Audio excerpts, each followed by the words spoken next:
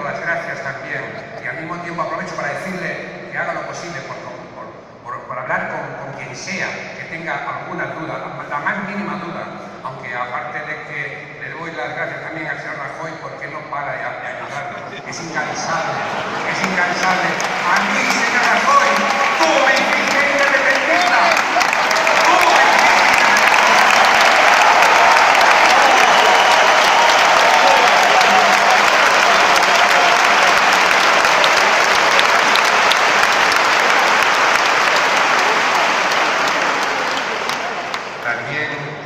también mis padres.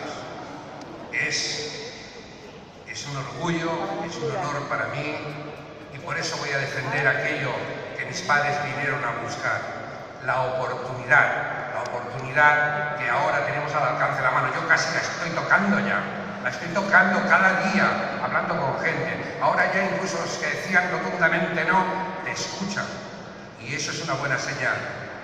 Es una buena señal.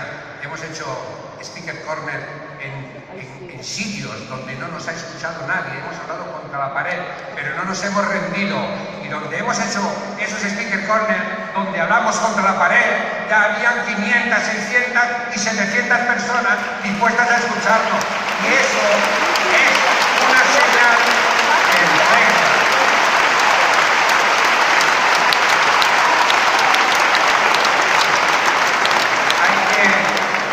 Hay que hablarle a la gente, a la seva llengua, si és català, i té aquesta llengua, que a mi m'agrada tant, que la meva filla, els meus nets, la meva filla estan per aquí, però no els he vist, no he pogut.